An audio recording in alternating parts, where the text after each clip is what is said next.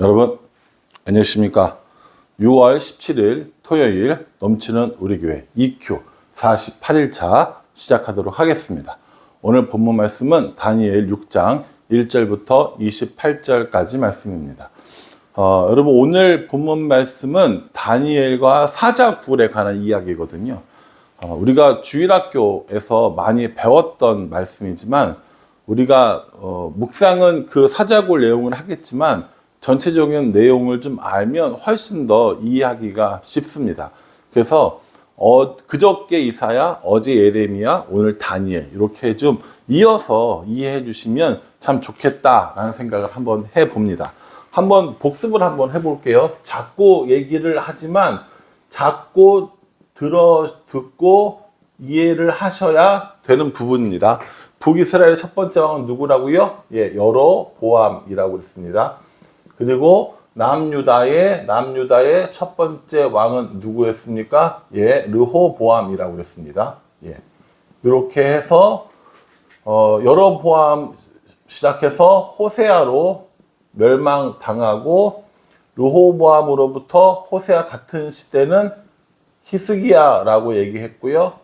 결국 마지막에 시드기야로 끝난다고 이야기를 했습니다. 그렇죠? 기억나시죠? 그래서 이 시대, 히스기야 시대에 활동했던 선지자는 이사야와 미가가 있었고요.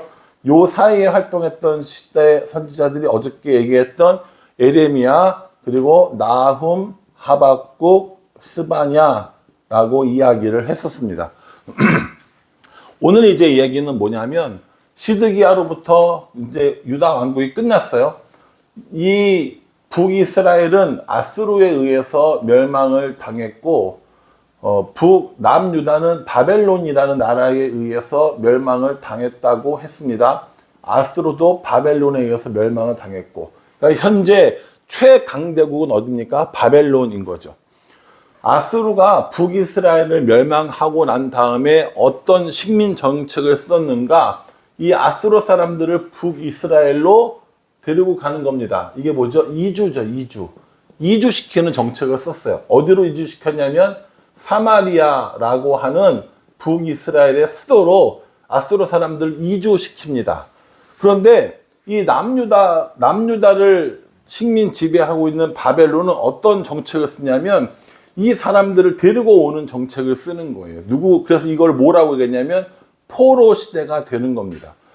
이 이스라엘 사람들을, 남유다 사람들을 포로로 데리고 오는데 여러분 같으면 누구를 데리고 오겠습니까? 똘똘하고 또 높은 신분을 데리고 오겠습니까? 아니면 아무것도 못하고 별 능력도 없는 사람들을 데리고 오겠습니까? 당연하죠. 능력 있고 높은 귀족들이나 혹은 그 자제들을 데리고 옵니다. 그래서 이 포로 시대에 끌려왔던 사람들이 몇 명 있는데 그 중에 가장 유명한 사람, 1차 포로로 끌려왔을 때 따라온 사람이 누구냐면 다니엘이 되는 거고요.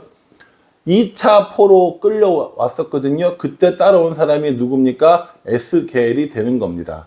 그래서 다니엘과 에스겔은 어떤 시대를 살고 있는 사람들이냐면 포로 시대에 살고 있는 사람들입니다.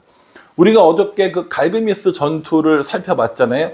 갈그미스 전투의 결과로 아수르는 무너지고 그리고 남유다는 급격히 쇠약해지기 시작했지 않습니까? 그로부터 포로로 끌려오기 시작하는 거예요. 그래서 포로로 끌려와서 다니엘이 이 바벨론 궁궐에 살아가는 동안 약 70년의 시간들을 기록하고 있는 책이 바로 다니엘서가 되는 겁니다. 그래서 다니엘과 그 여러 사람들을 데리고 오죠. 우리가 되게 이 다니엘의 유명한 사건이 두 개가 있거든요. 첫 번째는 다니엘과 그 친구들이 와서 느부갓네살의 그 신상에 절하지 않음으로 발생되었던 사건이고요. 두 번째가 오늘 본문에 나오는 이 사자굴에 던져진 사건이 되는 겁니다. 두 사건을 한번 살펴보고자 합니다. 먼저는요, 우리가 일반적으로 이야기할 때 다니엘과 세 친구라고 이야기를 합니다. 세 친구의 이름은 사드락과 메삭과 아벳느고라고 얘기하거든요. 사드락과 메삭과 아벳느고 이 세 명의 친구들과 다니엘이 포로로 끌려왔습니다. 끌려왔는데 어떤 일이 생기냐면 먹을 것과 또 입을 것 이런 것들을 많이 주면서 교육을 시키는 거예요.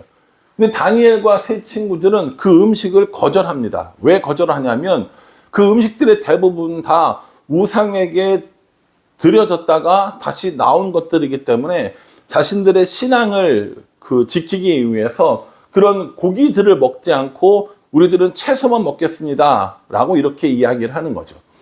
그때 이 다니엘과 세 친구들을 관리하던 관리가 뭐라고 얘기하냐면 너희들이 그렇게 채소만 먹었는데 얼굴이 좋지 않고 뭔가 상태가 안 좋으면 내가 이 왕에게 할 말이 없다라고 이야기를 하죠. 그랬더니 다니엘 세 친구들이 뭐라고 얘기합니까? 우리가 일정 기간 동안 채식을 하면서 우리를 지켜봐 달라. 그래도 만약에 문제가 생기면 너의 마음대로 하겠지만 우리의 욕을 좀 들어주세요 라고 이야기를 하죠. 그래서 다니엘과 세 친구들은 뭐 합니까? 다른 거 먹지 않습니다. 육식은 하지 않고 채식만 먹게 되죠. 근데 얼굴이 어때요? 더 좋은 거예요. 그래서 이 다니엘과 세 친구들은 신앙을 지키면서 살아가게 됩니다. 그러던 중에 이 바벨론을 다스리고 있던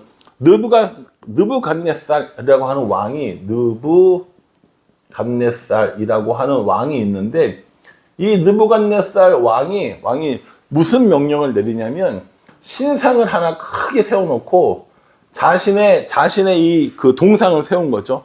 거기다가 절을 해라 이렇게 얘기하는 거예요. 절을 하지 않으면 다 죽이겠다라고 이렇게 이야기를 한 겁니다. 다니엘과 세 친구들은 하나님을 믿는 그 신앙을 지키기 위해서 육식도 거부하고 지금 그렇게 채식만 먹고 살았는데 다 느부갓네살의 이 신상에게 절하라 라는 이 말을 들을 수가 있습니까? 없습니까? 없지요. 그랬더니 우리는 이 신상에게 절하지 않겠습니다 라고 이야기하고 이렇게 신상에게 절하지 않으므로 어떠한 벌을 받게 되냐면 풀무불에 들어가게 되는 형벌을 받게 됩니다. 여러분 풀무불이 뭐냐면 이 대장간에서 쇠를 달구기 위해서 계속 피우는 그런 불 있지 않습니까? 그런 것들을 풀무불이라고 하는 거예요. 매우 뜨거운 불을 넣어놓고 너희들 신상에 절하지 않으면 이 풀무불에 집어넣을 줄 알아? 라고 이야기를 한 거죠. 이런 일이 왜 생깁니까? 포로로 잡혀갔기 때문에 생기는 거예요. 정복민이었던 바벨론 사람들이 피정복민, 그러니까는 그 포로로 끌려온 이 사람들을 자기네 마음대로 입맛에 맞게 조종해보고 싶은 겁니다. 그런데 다니엘과 세 친구들은 자신들이 뜻을 정한 거예요. 우리는 하나님의 백성으로 살아가겠노라고 이렇게 말하고 있는 겁니다.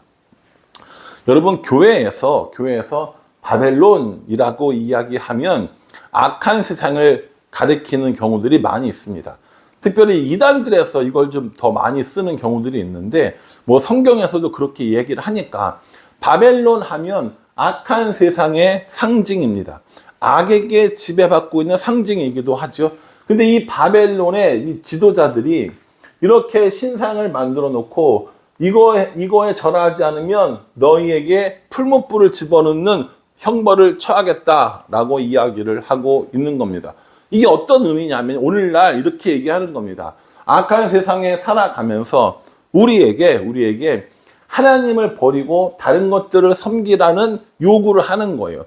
그렇지 않으면 너희들에게 현실적인 이런 고통을 주겠다. 뭐 직장을 잃게 하든지 금전적으로나 혹은 뭐 이런 시간적으로나 이런 손해를 보게 할 것이다 라고 이야기를 하는 것이죠.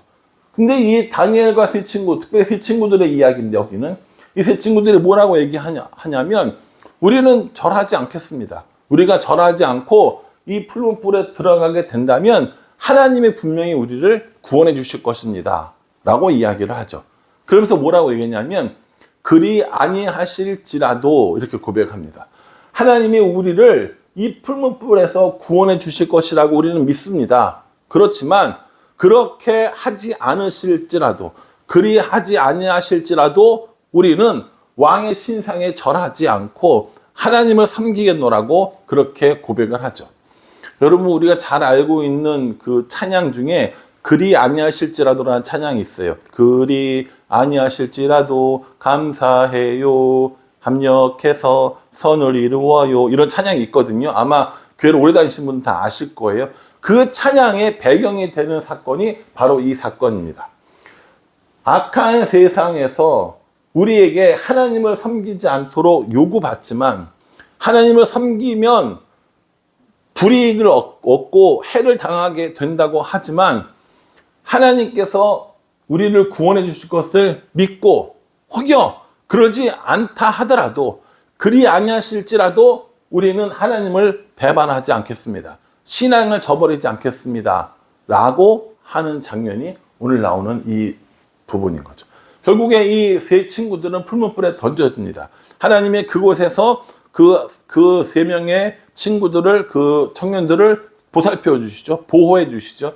그렇게 해서 얻어지는 이 신앙의 결과를 보여지는 겁니다. 그래서 이 다니엘서에 흐르는 가장 중점적인 그런 단어를 한마디로 이야기하자면 그게 뭐냐면요. 보호입니다. 보호.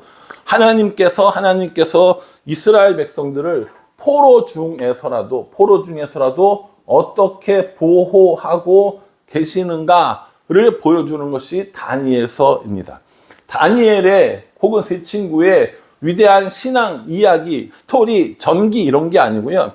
포로로 끌려갔지만 여전히 이스라엘을 보호해 주시는 하나님의 이런 능력, 하나님의 인도하심을 보여주는 사건이 다니엘서에 흐르는 주제라고 볼 수 있습니다.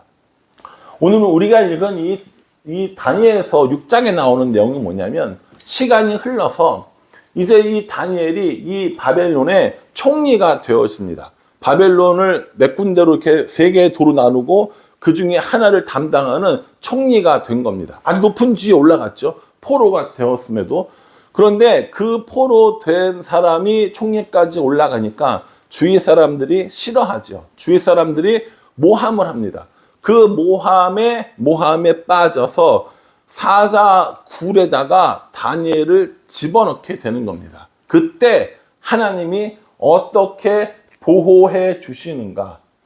이 다니엘을 보호해 주신 것을 통해서 포로 기간에도 여전히 이스라엘을 보호하시는 하나님을 경험해 볼 수 있도록 이 다니엘서가 기록되어진 것입니다. 그러니 여러분, 단순히 다니엘서에 이런 사건이 있었어, 사자 굴에서 건져 주셨어, 이 스토리를 아는 것으로만 끝나는 것이 아니라 우리는 묵상을 통해서 우리를 여전히 보호하시는 하나님을 경험하고 하나님을 알 수 있다는 겁니다. 오늘날 우리 똑같이 이 바벨론 같은 악한 세상에 살고 있습니다. 하나님을 섬기지 않도록, 또 여기서 마찬가지죠. 하나님을 부정하도록, 하나님과 함께 살지 않도록 끊임없이 우리에게 위협을 가합니다. 그럼에도 불구하고 여전히 하나님은 우리를 보호해 주신다라는 것을 오늘 이 말씀을 통해서 경험할 수 있다라는 겁니다. 사랑하는 성도 여러분, 오늘 이 말씀을 묵상하시면서 무엇을 생각해 보셨습니까? 또 내 삶에 어떻게 적용해 보려고 하십니까?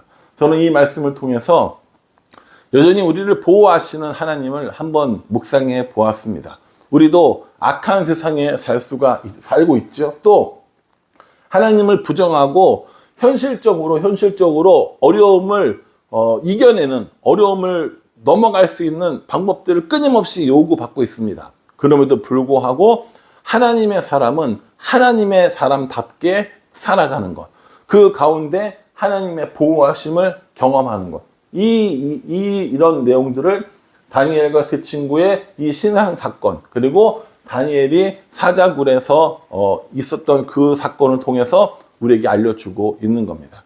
여전히 우리를 보호하시는 하나님, 여전히 우리를 인도하시는 하나님, 다니엘의 하나님뿐만 아니라 오늘 우리에게도 동일한 하나님이 되어진다는 겁니다. 오늘 이 말씀을 통해서 여전히 우리를 보호하시는 하나님을 경험하고 그 하나님 속에서 안전하게 살아가기를 구하는 저와 여러분 될 수 있기를 주님의 이름으로 축복합니다. 기도하겠습니다.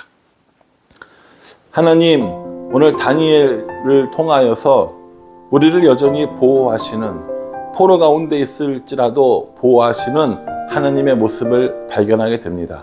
악한 세상에 살아가면서 하나님을 부정하도록, 신앙을 저버리도록 하나님의 방법으로 일하지 말도록 우리에게 요구하고 위협하는 많은 것들이 있지만 하나님을 바라고 하나님을 따르며 하나님의 보호함에 살아가는 우리가 될 수 있도록 인도해 주시고 우리도 이렇게 다니엘처럼 뜻을 정하여 살아가는 우리 모두가 될 수 있도록 인도하여 주시옵소서. 예수님의 이름으로 기도합니다. 아멘. 예, 여러분 오늘 토요일입니다. 한 번 더 보시고요. 또 밀린 EQ도 함께 하시면서 하나님을 더 많이 경험하시는 오늘 하루가 되기를 간절한 마음으로 기도하겠습니다. 감사합니다.